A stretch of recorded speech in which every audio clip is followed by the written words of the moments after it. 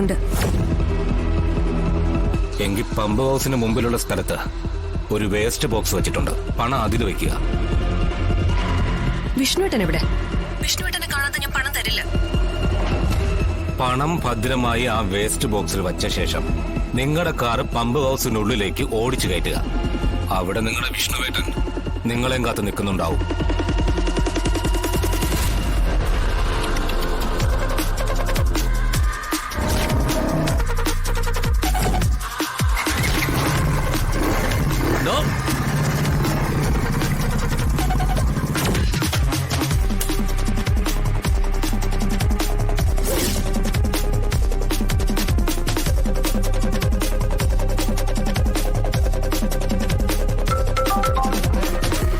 Madam, നിങ്ങൾ നിങ്ങളുടെ IAS ബുദ്ധി എടുത്തല്ലേ പോലീസിനെ അറിയിക്കരുതെന്ന് പറഞ്ഞിട്ട് നിങ്ങൾ അറിയിച്ചു.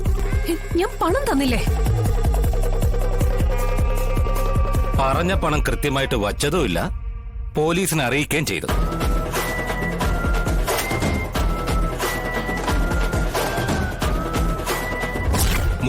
മൂന്ന് മണിക്കൂർ അതിനുള്ളിൽ ബാക്കി പണവുമായി ഒറ്റയ്ക്ക് വരണം.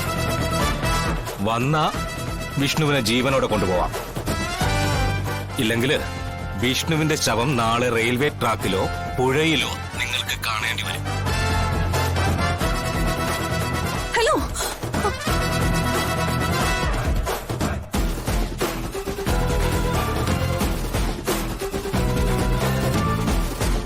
അളിയൻ ഭാര്യയായിട്ട് അത്ര രസത്തിലല്ലേ? നീ അങ്ങനെ വെച്ച് അല്ല, പണം അവരിൽ നിന്ന് വാങ്ങിച്ചെടുക്കാനുള്ള അളിയന്റെ മിടുക്ക് കണ്ടിട്ട് പറഞ്ഞതാ. ബാക്കി പണം ഒപ്പിച്ചോണ്ട് വരാന്ന് പറഞ്ഞിട്ട് അവര് പോയിരിക്കുന്നത്. അതും കൂടെ വന്നിട്ട് നമുക്ക് വീതം വെച്ചാ പോരെ? ഇനി വീതം വെപ്പും പണം വരുവൊന്നുമില്ല. എനിക്ക് കുറച്ചു ദിവസം എന്റെ ഭാര്യയുടെ അടുത്തുനിന്ന് മാറി നിൽക്കണം. അപ്പൊ അതിനൊരു ചോദ്യം വന്ന ഒരു മറുപടി. ആ മറുപടിയാണ് ഒരു തട്ടിക്കൊണ്ടുപോൽ നാടകത്തിലൂടെ മക്കളിപ്പോ ഇവിടെ കണ്ടത്. അപ്പോ 50-50 എന്ന് പറഞ്ഞത്? അതിപ്പോ ഞാൻ തരാന്ന്. അപ്പൊ വാങ്ങിക്കേണ്ടവരൊക്കെ വന്നോ. 50-50 ആയിട്ടല്ല, ഫുള്ളായിട്ട് അങ്ങ് തരാം.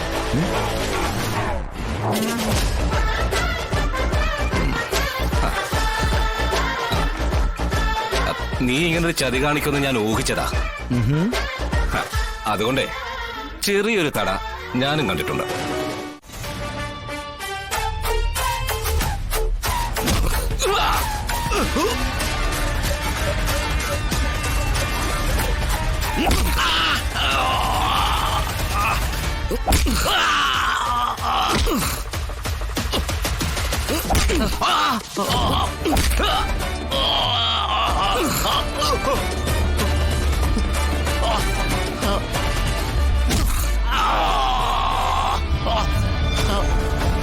ഇതെന്തിനാന്നറിയോ?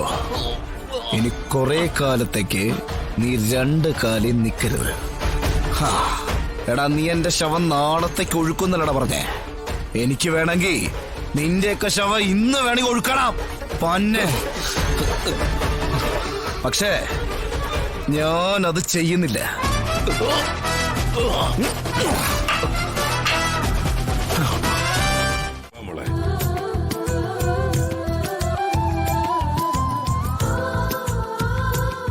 ശിവ, ഡാ ശിവ, ഡാ കണ്ണം തുറന്നേടാ.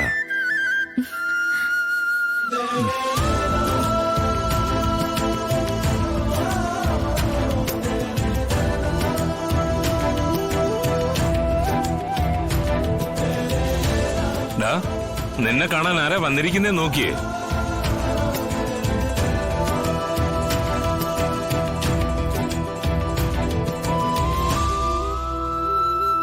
ഡേയ്സി. അതെ, ശിവന്റെ ഡേയ്സി, ശിവന്റെ മാത്രം ഡേയ്സി.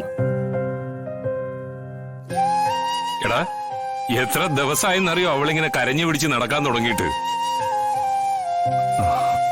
ആണോ?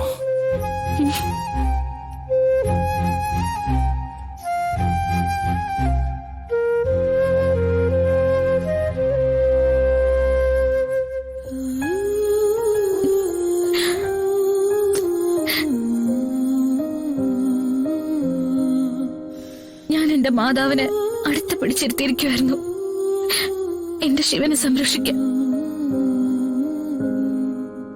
നിനക്കൊരാപത്തും കൂടാതെ ഇതുപോലെ തിരിച്ചു തരാൻ വേണ്ടിയിട്ട് മാതാവ് എന്റെ പ്രാർത്ഥന കേട്ടു.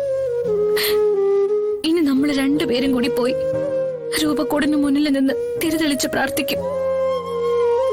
എന്നിട്ട് മാതാവിന് നമുക്ക് നന്ദി പറയണം, എന്റെ ചട്ടമ്പി എനിക്കിങ്ങനെ തിരിച്ചു തന്നതിന്. തീർന്നോ? ഇല്ല, പിന്നെ വേളാങ്കണ്ണി പോണം, മലയാറ്റൂര് പോണം. ഇതെല്ലാം ഞാൻ നേർന്ന നേർച്ചകളാ. ഇതിന്റെ അപ്പുറവാ നിന്റെ അമ്മ നേർന്നിരിക്കുന്ന വഴിപാടുകള്. അതൊക്കെ ചെയ്തു തീർക്കാനേ നീ ഒന്ന് എഴുന്നേക്കാൻ കാത്തു നിൽക്കുക അവള്.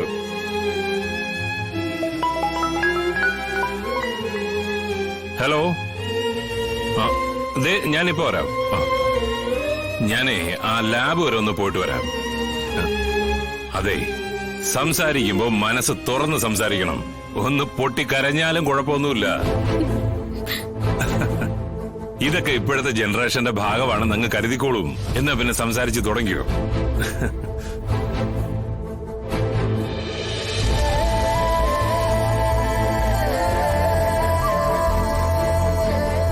അച്ഛൻ കുറച്ച് ഓവറായിട്ട് സംസാരിക്കുന്നത് സന്തോഷം കൊണ്ടാ.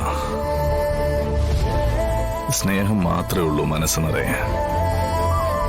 അതും മനസ്സിൽ ഒളിപ്പിച്ച് നടക്കുകയായിരുന്നു ഇത്രയും കാലം. എനിക്കൊരു അപകടം വന്നപ്പോ അതൊക്കെ പുറത്തേ അടിയെന്നേ ഉള്ളൂ. ശിവ,